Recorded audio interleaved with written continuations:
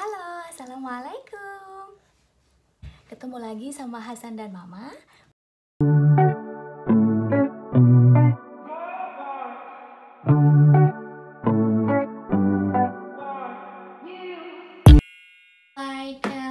To live, to stay in Latvia.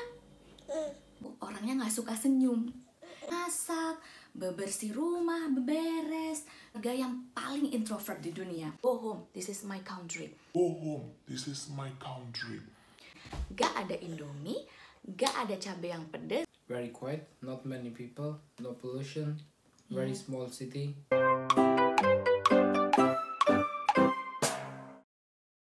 Hai, hello, assalamualaikum. Hari ini kita mau sharing, mau cerita tentang suka duka tinggal di luar negeri, khususnya di Latvia. Jadi kan banyak orang yang mikir ya, tinggal di luar negeri itu enak ya bisa ngerasain salju, enak ya bisa jalan-jalan terus, enak ya ketemu banyak orang yang bahasanya beda. Tapi ternyata nggak semudah itu gitu loh, nggak seenak itu ketika kita tinggal di luar negeri. Banyak sekali hal-hal yang bikin kita shock atau bikin kita kaget begitu kita dari Indonesia kemudian pindah ke luar negeri. Nah sekarang kita mau share apa saja suka dukanya waktu kita sudah tinggal di luar negeri, khususnya di Latvia selama setahun terakhir ini ya, Hasan. Oke. Hi, hello, Hasan. Mama gonna ask you some question, okay? Alright. Do you like to live, to stay in Latvia? Okay. Do you like the food? Alright. Do you like the park? Do you like the season in Australia? You like winter or summer? Summer? Yes? No. Winter? Snow? Oh yeah, you like snow. Okay. Thank you. Bye-bye. Yang pertama kita akan bahas adalah mengenai dukanya dulu ya. Yang pertama adalah mesti mandiri dan tidak boleh manja. Jadi kalau dulu di Indonesia mungkin ada keluarga, ada saudara, ada teman yang kapan saja dimintai bantuan bisa bantu. Kemudian kebiasa di rumah kita bisa ada asisten rumah tangga.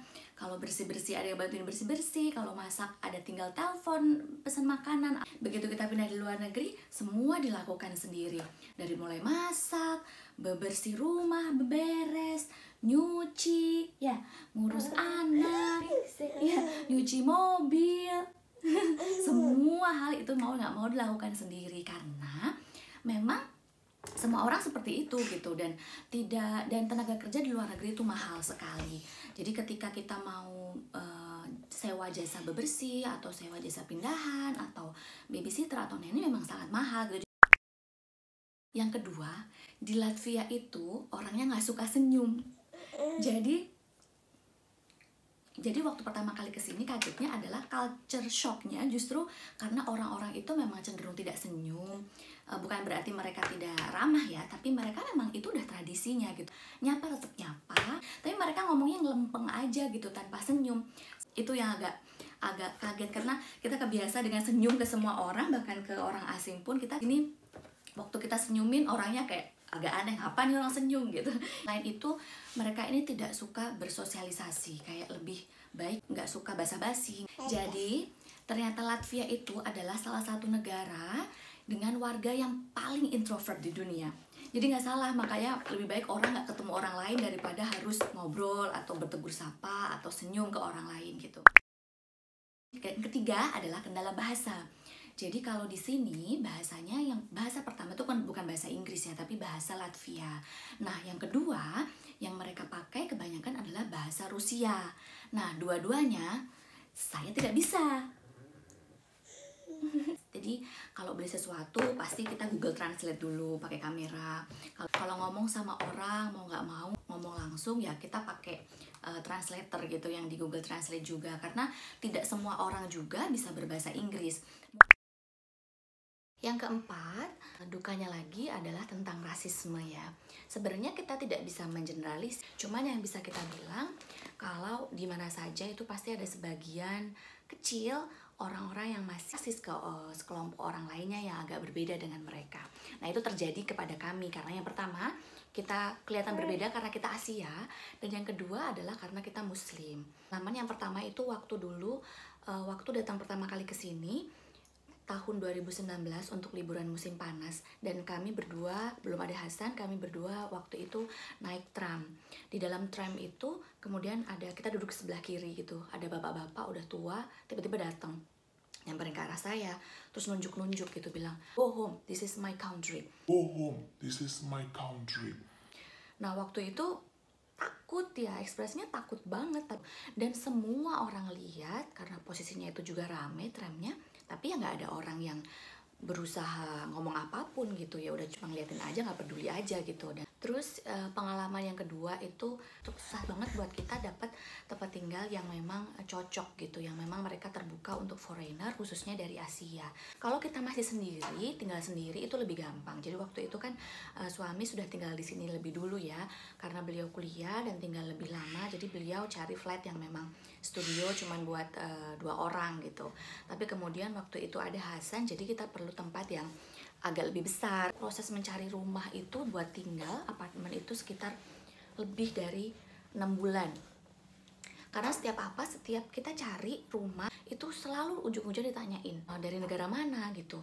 Kalau kita bilangnya dari Asia, dari Indonesia, dari Pakistan, pasti nanti ujung-ujungnya nggak boleh. Cuman mau buat orang lokal gitu, atau mereka maunya foreigner tapi yang memang European gitu ataupun American gitu, nggak mau yang Asia.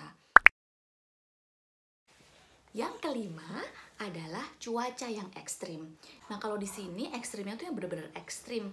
Jadi musim dinginnya itu bisa sampai minus 20-an. Terakhir kemarin kita minus 24. Dan kata Dada 3 tahun yang lalu sempat minus 32 gitu. Jadi jet lag banget suhu di Indonesia, kemudian pindah ke sini gitu. Latvia itu juga termasuk negara yang paling dingin di dunia juga. Musim dinginnya itu paling lama dibandingkan musim-musim yang lainnya. Jadi kalau di negara Eropa lainnya, salju itu baru mulai dari Desember, Januari gitu biasanya. Kita di sini kemarin dari November aja udah salju. Dan sampai sekarang bulan Maret itu masih sisa-sisanya ya. Duka yang lainnya itu suka kangen sama makanan Indonesia gitu, karena di sini gak ada Indomie, gak ada cabai yang pedes, gak ada aneka-aneka micin yang gurih-gurih yang bener-bener enak di lidah gitu tuh nggak ada, jadi suka kangen. Kalau di negara-negara lain kan mungkin banyak ya toko Asia, di sini tuh nggak. Terus barang-barang yang dari toko Asia cenderung jauh lebih mahal. Kadang mikir-mikir dulu kalau bikin makanan Indonesia, karena selain bahannya tidak komplit, mahal dan juga susah nyarinya gitu. Selanjutnya adalah susah punya teman. Jadi kalau di Indonesia itu kan gampang sekali ya kita berteman, kita ketemu orang di toko, ngobrol-ngobrol sebentar jadi teman. Kecuali mungkin kalau kita kuliah kemudian dapat circle teman-teman sekelas atau teman-teman kuliah, jadi bisa punya banyak teman gitu ya. Tapi kalau stay at home mom yang kerja dari rumah seperti saya, agak susah memang cari temennya gitu ya. Temennya jadinya sama Hasan aja. Ya Hasan. Yang terakhir, susah cari makanan yang halal, yang benar-benar halal. Di sini kalau beli daging itu benar-benar harus ke halal shop yang jual harganya 2 kali lipat, bahkan 3 kali lipat dari daging yang dijual di supermarket. Karena kita insya Allah mau make sure bahwa dagingnya halal, disembelihnya dengan halal, dan memang dia juga ada sertifikasi halalnya gitu. Kalau beli makanan di luar, kita cuma bisa beli yang vegetarian aja, dan nggak cuma makanan berat nih, sampai cemilan pun agak susah gitu kita carinya. Jadi untuk misalnya snack gitu ya, ciki-cikian deh gitu, belinya cuma bisa yang rasa tomat, rasa keju, rasa bawang, nggak bisa rasa barbecue, chicken barbecue atau meat barbecue, karena kita takut deh ada essence atau ada perasa dagingnya, di mana dagingnya tidak dipotong secara halal gitu. Mie instan mau nggak mau cuma beli yang mie ramyun, dan itu memang halal ya. Itu sama ada mie yang memang kita cuman rasa sayur aja, nggak pernah beli yang rasa ayam, kita nggak berani beli. Oke, itu tadi dukanya. Nah, sekarang kita akan ngomongin sukanya untuk tinggal di luar negeri, khususnya di Latvia. Yang pertama adalah nggak ada orang yang kepo, nggak ada orang yang ngurusin urusan kita. Karena apa ya? Karena tadi orang-orang cenderung tidak sosialis, mereka lebih fokus ke dirinya sendiri dan tidak mau ngurusin urusan orang lain. Jadi kalau di Indonesia kan banyak ibu-ibu yang suka sedih, suka ngeluh gitu, dikomentarin anaknya sama orang lain, kok anaknya begini, kok anaknya begitu gitu.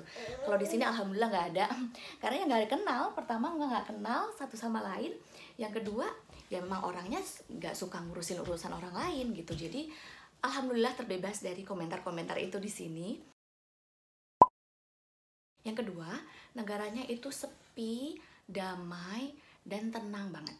Kenapa? Karena jumlah penduduk Latvia itu hanya 1,88 juta. Sementara jumlah penduduk DKI Jakarta 10,77 juta lebih.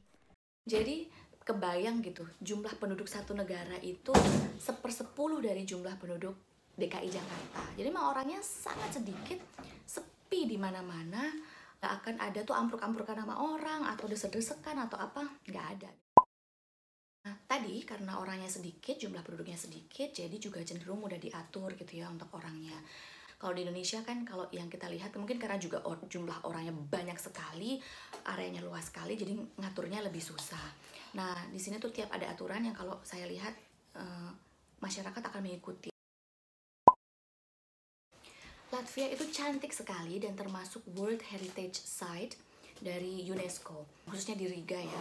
Banyak bangunan bergaya arsitektur Art Nouveau gitu yang sangat cantik dan memang dilestarikan, tidak dipugar atau kemudian diperbarui. Makanya kalau kita lihat bangunan-bangunan rumah atau apapun di sini tuh gayanya lama semua. Dari luar semua terlihat lama, semua bangunan antik. Very old building. Latvia is very beautiful. Selain itu juga keindahan alamnya juga banyak, bagus. Yang keempat adalah banyak sekali area terbuka hijau. Lebih dari 40% areanya itu hutan. Kebayang jadi gede banget tuh hutan. Dan hampir setiap kita jalan berapa menit sekali, itu kita pasti nemu taman. Dan tamannya ini benar-benar yang proper taman ya, yang ada tempat jogging tracknya, ada tempat duduknya, ada tempat main anaknya, ada untuk mungkin tempat bersantai untuk keluarga, ada recreational site lah. Selanjutnya yang menyenangkan di sini adalah adanya 4 musim. Jadi kalau di Indonesia kan cuma 2 musim ya, dan musim-musim buah lainnya gitu. Kalau di sini itu 4 musim, jadi kita bisa merasakan dari musim semi, musim panas, musim gugur, dan juga musim dingin. Yang lain adalah lingkungannya cenderung lumayan bersih. Termasuk di sini juga kita bisa minum air keran untuk dikonsumsi sehari-hari, untuk diminum langsung maupun untuk memasak. Nah, itu cerita dari Mama dan Hasan. Coba kita tanya kalau Dada pengalamannya bagaimana, karena beliau yang sudah tinggal lama di Latvia, sekitar 3 tahunan ya. Assalamualaikum. Most favorite and the least favorite thing about living here in Latvia? Most favorite thing is very quiet, not many people, no pollution, very small city. Yeah.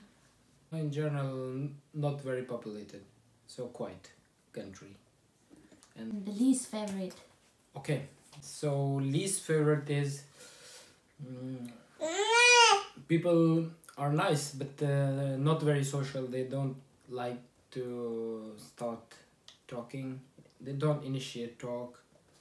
Just work-related talks only, and nothing social talks. That's all. Itu tadi kurang lebih suka dukanya untuk tinggal di luar negeri, khususnya di Latvia. Semoga bermanfaat. But anyway, sebenarnya apapun itu kendalanya, apapun itu dukanya, selama kita menjalaninya dengan happy, selama kita bersyukur, insya Allah semua akan baik-baik saja gitu ya. Jadi dinikmati saja, and everything will be okay, everything will be fun, and we're all happy, ya Hasan? Alright? Terima kasih sudah menyimak cerita kami. Sampai ketemu lagi di cerita selanjutnya. Jangan lupa like, comment, and subscribe. Bye bye. Assalamualaikum.